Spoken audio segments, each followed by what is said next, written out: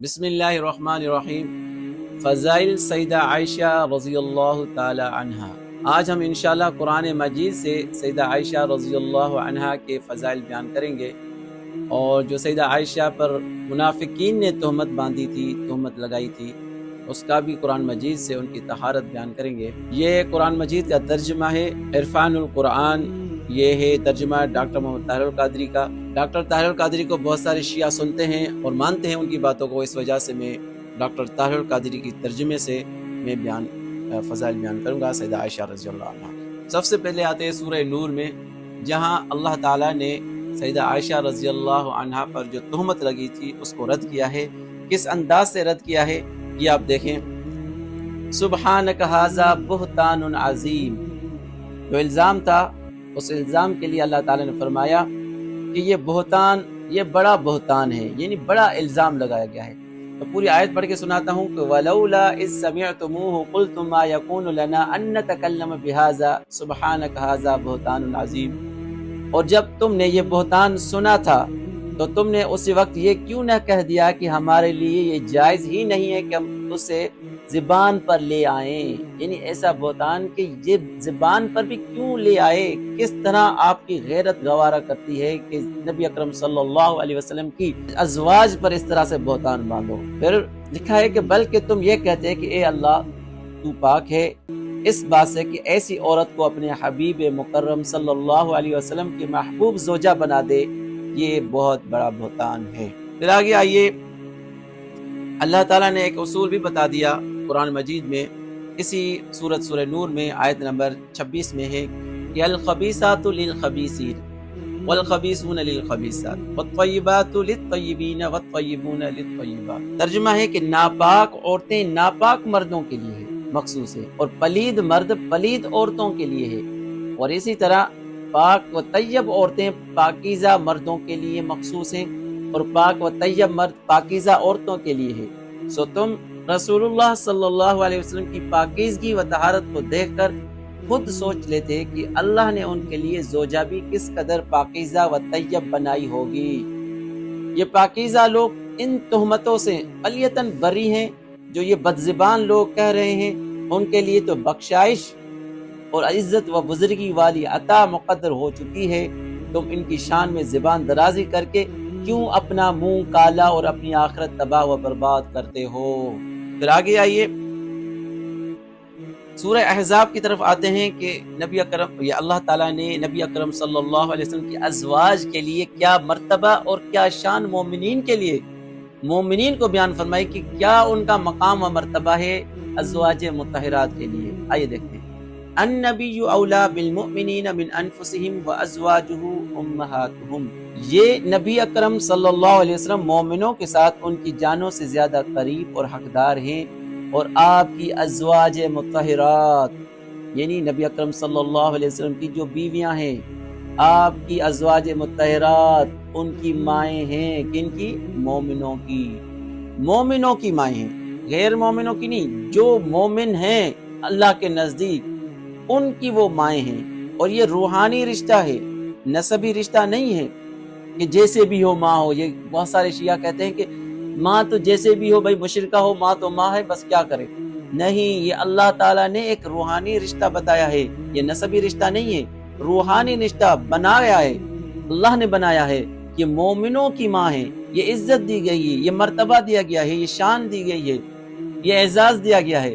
یا ایسا اعزاز دیں گے جس میں نعوذ باللہ نبی کی ازواج کو مشرکہ اور منافقہ کہے کوئی؟ استغفر اللہ ربی، اللہ کی پناہ مانگتے ہیں ایسے عقیدے سے۔ پھر آگے آئیے، اسی سورہ احزاب میں دیکھتے ہیں کہ کیا فرمایا گیا ہے نبی کی ازواج کے لیے۔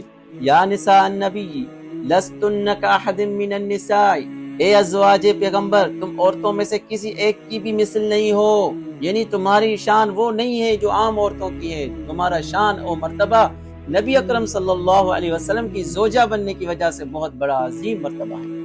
یہ اس طرف اشارہ ہے کہ یا نساء النبی لستن کاحد من النساء، اے ازواج پیغمبر تم عورتوں میں سے کسی ایک کی بھی مثل نہیں ہے۔ ٹھیک ہے، پھر آگے آئیے، نبی اکرم صلی اللہ علیہ وسلم کی ازواج کو سب سے پہلے قرآن نے اہل بیت فرمایا۔ نبی اکرم صلی اللہ علیہ وسلم پورا رکوع آپ دیکھیں گے، سورہ احزاب کا پورا رکوع یہ جو شروع ہوا ہے یہاں سے یا ایھا النبی قل لازواجک، یہاں سے یہ رکوع شروع ہوا ہے، اے نبی اپنی ازواج سے فرما دے. پورا رکوع نبی کی ازواج کا ذکر ہے، کسی اور کا پورے رکوع میں کہیں ذکر نہیں ہے. پورا رکوع آپ دیکھیں گے یا نساء النبی، اے ازواج نبی، پورا ذکر ہے. اور تم میں سے جو اللہ اس کے رسول کی اطاعت گزارے ہیں، پھر یا نساء النبی، اے ازواج پیغمبر. اسی طرح جس آیت میں اہل بیت کا ذکر ہے، اب اس آیت کی طرف آتے ہیں.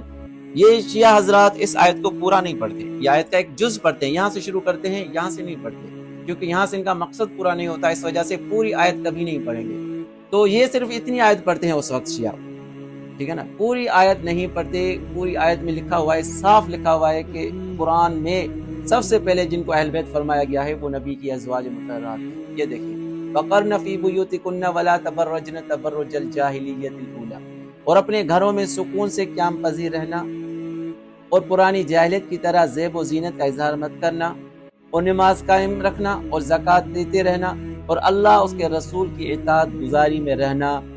بس اللہ یہی چاہتا ہے کہ اے رسول کے اہل بیت تم سے ہر قسم کے گناہ کا میل اور شک نقص کی گرد تک دور کر دے اور تمہیں کامل طہارت سے نواز کر بالکل پاک صاف کر دے. یہ نبی کی اہل بیت کی اور نبی کی ازواج کی یہ فضیلت ہے کہ اللہ تعالیٰ نے ان کو قرآن میں اہل بیت فرمایا ہے. اب کوئی نہ مانے وہ قرآن کا انکار کرتا ہے. قرآن میں واضح طور پہ نبی کی ازواج کو اہل بیت فرمایا ہے. اگر کوئی انکار کرے کہ یہاں کے نبی کی ازواج مراد نہیں ہے تو ان سے پوچھیں وَقَرْنَ فِي بُيُوتِكُنَّ، اپنے گھروں میں سکون سے قیام پذیر رہو، کس کو خطاب ہے؟ وَلَا تَبَرَّجْنَ تَبَرُّجَ الْجَاهِلِيَّةِ الْأُولَىٰ، کس کو خطاب ہے؟ وَأَقِمْنَ الصَّلَاةَ وَآتِينَ الزَّكَاةَ، کس کو خطاب ہے؟ وَأَطِعْنَ اللَّهَ وَرَسُولَهُ، کس کو خطاب ہے؟ سارا خطاب ہی ازواج مطہرات کو ہے، نبی اکرم صلی اللہ علیہ وسلم کی بیویوں کو. یہ کیسے ہو سکتا ہے کہ پھر یہاں سے ایک جز نکال دیتے ہیں کہ نہیں یہاں سے مراد نبی کی ازواج نہیں ہے؟ آگے آئیے. پھر یہ نبی کی ازواج کیا صرف دنیا میں ازواج ہیں، آخرت میں نہیں ہے؟ اگر آخرت میں نہیں ہے تو پھر تو نبی اکرم صلی اللہ علیہ وسلم کے بعد ان کا نکاح ہونا چاہیے تھا نا.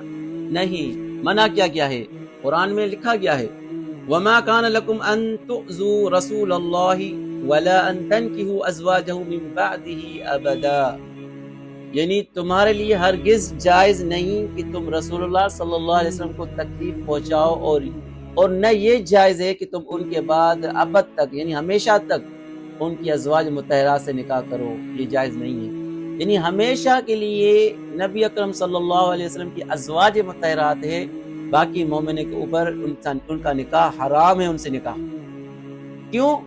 جس کا انتقال ہو جائے تو اس کا نکاح بھی ختم ہو جاتا ہے، لیکن نبی اکرم صلی اللہ علیہ وسلم کے لیے یہ نہیں ہے. نبی اکرم صلی اللہ علیہ وسلم اس دنیا سے رخصت ہو گئے تو اس کے بعد بھی یہ نکاح نہیں ٹوٹا. کیوں؟ کیونکہ یہ نبی کی بیویاں جنت میں بھی آخرت میں بھی نبی کے ساتھ ہوں گی، ان کا نکاح نہیں ختم ہوا.